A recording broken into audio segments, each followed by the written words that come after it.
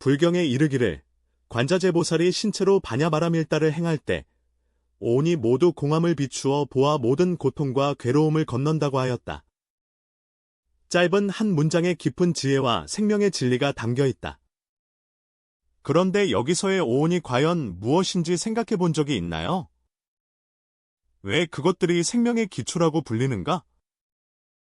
왜 불교에서는 그것들이 공이라고 강조하는가?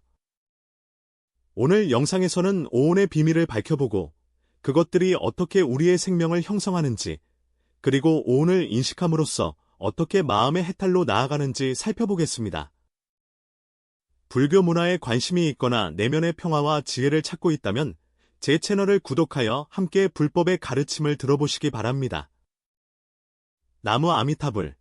모두의 마음에 불광이 일어나 법희가 충만하며 수행에 장애가 없기를 바랍니다. 오온은 불교에서 반복적으로 언급되는 개념으로 인간의 존재를 구성하는 5가지 요소를 의미합니다. 이 5가지는 색, 수, 상, 행, 식으로 각각 물질적인 몸과 감각, 인식, 의지적 활동, 의식을 나타냅니다. 간단히 말해, 오온은 우리 몸과 마음 그리고 전체 생명 활동을 구성하는 5가지 기본 요소인 색, 수, 상, 행, 식을 의미합니다. 이 5가지는 마치 완전한 생태계와 같아 서로 긴밀히 연결되고 상호작용하며 함께 우리의 인식을 형성한다. 나의 무한한 불법 세계에 오신 것을 환영한다. 우리가 외부의 사물과 접촉할 때마다 3가지 느낌이 생기는데 그것은 낙, 그리고 사입니다. 예를 들어 맛있는 음식을 먹을 때 당신은 기쁨을 느끼고 귀에 거슬리는 소리를 들으면 고통을 느낄 수도 있습니다. 그리고 무의식적으로 배경음악을 듣고 있을 때 당신은 중립적인 감정 상태에 있을 수 있습니다. 이러한 감정들은 언제나 일어나고 있지만 대개 그것들이 우리를 지배하지 우리가 그것들을 지배하지 않습니다.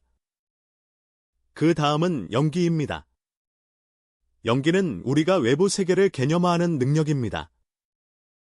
우리가 사과를 볼 때 우리의 마음은 자신에게 말합니다. 이것은 사과라고. 이것이 바로 연기의 역할로서 그것은 우리가 세상을 인식하고 사물의 이름과 의미를 부여하도록 도와줍니다. 그러나 이것은 또한 우리가 주관적인 판단에 빠지기 쉽도록 만듭니다. 예를 들어, 우리는 누군가의 외모 때문에 본능적으로 그에게 호감이나 반감을 가질 수 있는데 이것이 바로 연기의 작용입니다. 행운은 우리 마음속의 여러 추진력으로서 욕망, 감정, 의지 및 선악행위 동기와 같은 모든 심리적 작용을 포함합니다. 행운은 우리가 행동하게 하는 원동력이자 동시에 우리가 업을 짓는 근원입니다. 모든 생각과 매번의 선택은 미래에 상응하는 결과를 가져옵니다. 마지막은 의식, 즉 우리의 의식입니다. 그것은 외부 세계에 대한 인지 능력으로 예를 들어 눈으로 색을 보고 귀로 소리를 듣고 의식으로 문제를 생각하는 것 등을 말합니다. 의식은 우리가 이 세상을 인지하게 하지만 동시에 내가 독립적으로 존재한다는 집착을 일으켜 나라는 개념을 만들어낸다. 그들은 더욱이 각 사람의 생명 운행의 진실한 모습이다. 거울을 볼 때 자신의 얼굴을 보고 거리를 걸을 때 바람이 얼굴에 닿는 감촉을 느끼며 아침 새소리를 들을 때 이 모든 감각은 색상과 분리될 수 없습니다. 그것은 우리로 하여금 외부 세계와 연결되게 하지만 동시에 집착하게 만들기 쉽다.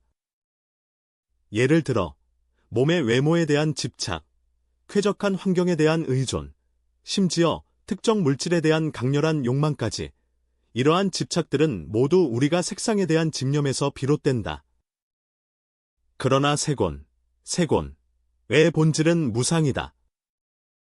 우리의 몸이든 주변의 물질 환경이든 모두 끊임없이 변화하고 있습니다. 생각해보면 당신의 몸이 10년 전과 완전히 같은가요? 대자연은 항상 변하지 않고 그대로 유지되는가? 우리가 이러한 무상한 것들에 집착할 때 고통도 함께 찾아온다. 수호는 우리가 삶의 매 순간마다 느끼는 감각입니다. 행복한 감정은 우리로 하여금 더 많은 것을 추구하게 만들고, 고통스러운 감정은 우리로 하여금 필사적으로 도망가게 만들며, 고통도 기쁨도 아닌 감정은 종종 우리를 공허하고 지루하게 느끼게 한다. 이러한 감정들은 조수처럼 변화무쌍하게 일어나 우리의 정서와 행동을 지배한다. 예를 들어, 우리가 맛있는 음식을 맛볼 때 만족과 기쁨을 느낄 수 있지만, 음식이 입맛에 맞지 않을 때는 불만과 불평이 생길 수 있습니다. 그러나 인연에 의한 본질 또한 일시적이어서 아무리 맛있는 음식도 잠시의 만족일 뿐이며 아무리 깊은 고통도 결국 지나가게 마련이다. 만약 우리가 수, 감수와 인연의 무상함을 인식하지 못하면 감정에 휘둘려 쾌락을 쫓고 고통을 피하며 결코 참된 안정을 얻을 수 없게 된다. 연기.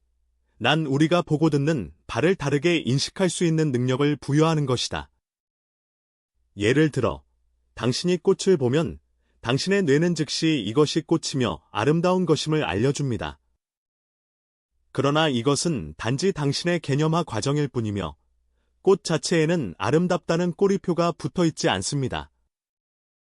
연기법은 우리가 세상을 이해하는 데 도움을 주지만 동시에 주관적인 판단에 빠지기 쉬운 함정을 만들기도 한다. 우리가 사물에 대해 좋아하거나 싫어하는 감정과 사람에 대한 인상은 대개 연기로 인해 부여된 것이다. 그러나 인연생기의 진리는 허망하다. 우리가 사물에 붙이는 꼬리표는 대부분 우리의 주관적인 경험을 반영할 뿐 사물의 본질을 반영하지 않는다. 행운은 우리 행동을 추진하는 심리적 힘입니다. 왜 어떤 길을 선택하게 되는가? 왜 어떤 결정을 내리게 되는가? 행운은 그 뒤에 있는 원동력이다. 그것은 우리의 욕망, 감정, 의지력을 포함하며 선을 향해 인도할 수도 있고 악을 저지르게 할 수도 있습니다. 예를 들어, 사랑의 마음은 우리가 다른 사람을 돕도록 이끌지만 질투심은 오히려 다른 사람을 해칠 수 있습니다. 행운의 작용은 한순간도 멈추지 않으며 모든 생각은 미래의 선과 악의 결실을 맺을 수 있다. 그래서 불교는 자신의 행운을 조절하는 법을 배워 불필요한 고통을 줄이도록 강조합니다. 마지막은 시운으로 이것이 우리가 세상을 인식하는 핵심이다. 눈으로는 색을 보고, 귀로는 소리를 듣고, 의식으로는 문제를 생각한다. 모든 인지 활동은 시운에 속한다. 운명은 우리가 보고 있고 듣고 있다는 것을 알게 해주지만 바로 이러한 나의 인식이 자아의 존재감을 강화시켜 우리가 나라는 개념에 집착하게 한다. 예를 들어, 누군가가 우리를 비판할 때 우리는 상처를 받는다고 느끼는데 이는 우리가 그것이 나를 해치는 것이라고 생각하기 때문입니다. 누군가가 우리를 칭찬할 때 우리는 기뻐한다. 왜냐하면 우리는 이것이 나에 대한 긍정이라고 생각하기 때문입니다. 그러나 시운의 본질은 환상과 같아서 나는 실제로 존재하는 것이 아니라 인연에 의해 작용하는 가상의 모습일 뿐이다. 연기법은 우리의 생명 경험을 형성할 뿐만 아니라 내면의 상태에도 영향을 미친다. 그것들은 마치 그물처럼 우리를 나와 세상에 대한 집착 속에 단단히 묶어놓는다. 인연 생명의 원리를 알지 못할 때 삶 속의 모든 고통과 번뇌는 끊임없이 반복된다. 하지만 우리가 연기의 본질을 명확히 보고 그것들의 무상함, 허망함, 무아를 깨닫게 되면 점차 집착을 내려놓고 내면의 자유와 해탈을 얻을 수 있습니다. 오운은 우리를 가두는 족쇄가 아니라 삶의 진리를 이해하는 열쇠이다. 오운의 본질은 무엇인가? 불교는 우리에게 그 진리가 무상, 공, 무아임을 가르칩니다. 즉, 이 5가지 겉보기에는 우리 생명의 기초를 이루는 요소들은 사실 단단하지 않고 영속적이지 않습니다. 바로 우리가 무상의 본질을 오해하고 그에 집착하기 때문에 끝없는 고통과 번뇌에 빠지게 되는 것이다. 그렇다면 세곤의 무상, 고, 공, 무아는 도대체 무엇을 의미하는가? 먼저 무상은 오온의 기본 특성입니다. 우리의 몸인 세곤, 느낌인 수온, 또는 생각, 행동, 의식인 행온, 시곤 모두 끊임없이 변화하고 있다. 우리의 몸을 예로 들면 시간이 흐름에 따라 태어나서 성장하고 나이 들어가며 결국 죽음에 이르기까지 이러한 변화는 결코 멈추지 않는다. 어지러움은 곧 사라지고 졸림도 곧 사라진다. 무상을 깨달을 때 무상에 대한 집착이 마치 흐르는 모래를 붙잡으려 하는 것과 같아 결국 헛된 노력임을 알게 된다. 둘째는 고인데 무상함 때문에 우리는 그 속에서 영원한 만족을 찾으려 하지만 결국 실망할 수밖에 없다. 예를 들어 우리는 세곤에 집착함으로써 노화와 질병을 두려워하게 된다. 수온에 대한 집착은 우리가 즐거움을 추구하면서 동시에 고통을 회피하게 만듭니다.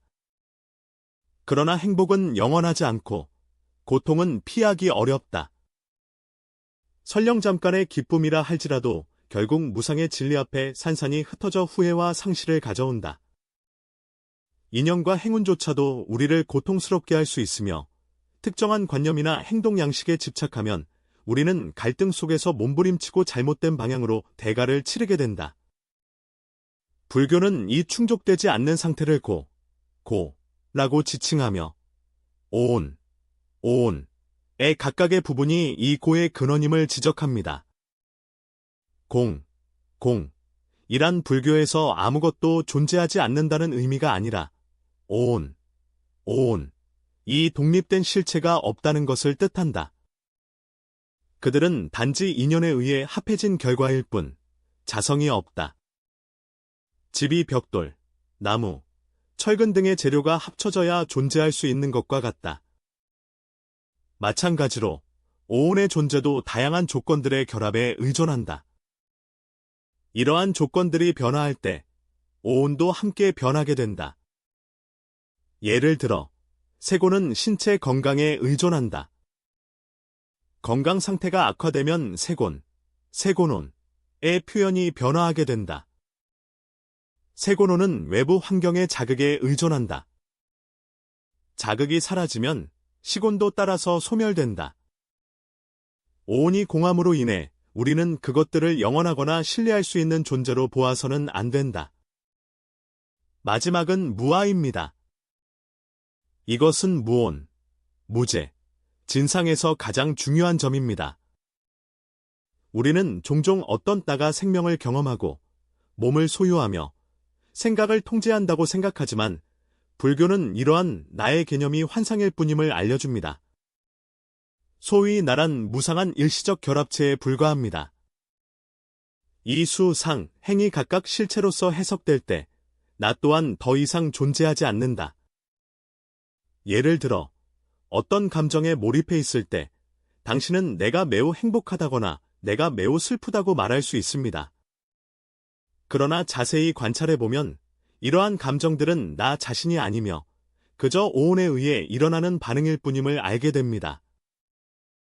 나는 존재에 집착하는 것은 바다의 파도에 집착하는 것과 같다. 파도가 독립적으로 존재한다고 생각하지만 그것은 바다의 일부분에 불과하다는 것을 간과하는 것이다. 무상의 무상, 무아를 인식하는 것은 생명의 가치를 부정하기 위한 것이 아니라 생명의 본질을 명확히 보는 데 도움을 주기 위함입니다. 우리는 몸의 변화에 집착하지 않고 감각에 휘둘리지 않으며 생각의 길을 잃지 않고 행위에 얽매이지도 않고 허망한 자아에 집착하지 않는 법을 배우기 시작할 수 있습니다. 무상의 진리를 꿰뚫어 볼 때 우리는 집착에서 해탈하고 고통에서 해방되어 진정한 자유와 평화를 얻을 수 있습니다. 불경에서 말한 바와 같이 오온을 바라볼 때는 거대한 나무와 같고 수는 물거품과 같으며 향은 봄바위 제비와 같고 색은 바나나 잎과 같으며 실체는 환상과 같다. 이러한 형상의 비유는 오온의 본질이 허망하고 일시적임을 알려준다. 우리가 지혜로 그것들을 바라보는 법을 배울 때 오온은 더 이상 속박이 아니라 깨달음으로 인도하는 길잡이 등불이 된다. 오온이 모두 공함이지만 바로 이 공이 우리에게 무한한 가능성을 부여합니다. 무상의 진리가 무상하며 고하며 공이며 무아임을 깨달을 때 우리는 반야심경에서 말하는 무상을 비추어 모두 공함을 보고 모든 고난을 건널 수 있음을 진정으로 이해할 수 있다. 그러나 이 문장은 단순한 철학적 명제에 그치지 않고 고통에서 벗어나 내면의 자유를 얻기 위한 실천적 지침이기도 합니다. 그럼 오온이 모두 공하다는 것은 궁극적으로 무엇을 의미하는가? 또한 그것이 어떻게 우리를 고통에서 해탈하게 하는가? 오온이 모두 공하다는 공은 오온이 존재하지 않는다는 것이 아니라 오온이 고정되고 변하지 않는 본질이 없으며 인연에 의해 합해진 산물임을 가리킨다. 인연이 모일 때 오온이 나타나고 인연이 흩어질 때 오온도 함께 사라진다. 이 공, 자는 생명의 유연성과 개방성을 드러낸다. 우리는 종종 오온에 집착하여 스스로 고통에 빠지게 합니다. 예를 들어, 우리는 몸에 집착하기 때문에 쇠고는 노화와 질병을 두려워합니다. 우리는 감각에 집착하여 수온에 따라 쾌락을 추구하고 고통을 회피한다. 우리는 생각에 집착하여 집착함으로써 자아의 주관적 인식에 갇히게 된다. 공의 지혜는 우리에게 이러한 집착이 근거 없음을 알려주는데 이는 오온 자체가 무상하고 환상에 불과하기 때문이다. 고통과 악에서 벗어나기 위한 첫 번째 단계는 깨달음이다. 각성은 우리가 오온의 작용 과정을 명확히 보기 시작하게 한다. 예를 들어, 우리가 화가 날 때 분노가 어떻게 미세한 감정의 요동에서 오온의 작용을 통해 분노의 생각으로 발전하는지를 관찰할 수 있습니다. 행온은 우리가 특정 행동을 하도록 구동시키며 행온은 우리의 인식, 즉 시곤에 더 깊은 영향을 미친다. 깨달음을 통해 우리는 이러한 감정과 반응들이 진정한 나가 아니라 원인 없이 작용하는 것임을 인식하기 시작한다. 이 인식의 과정은 마치 한 줄기 빛과 같아서 원래 혼란스러웠던 내면을 비추어 우리가 더 이상 무원인, 무인인에 쉽게 휘둘리지 않도록 해준다. 두 번째 단계는 집착을 내려놓는 것이다. 우리가 인연 없는 무상함을 깨달을 때 그것들에 대해 지나친 의존이나 저항을 하지 않게 된다. 예를 들어, 기쁨을 마주할 때 우리는 더 이상 그것을 꼭 붙잡으려 하지 않습니다. 왜냐하면 기쁨은 결국 사라진다는 것을 알기 때문입니다. 고통을 마주할 때도 우리는 더 이상 두려워하지 않습니다. 우리는 고통이 단지 일시적인 현상임을 알기에 놓아준다는 것은 도피를 의미하는 것이 아니라 원인 없는 흐름을 보다 개방적이고 포용적인 태도로 마주하는 것이다.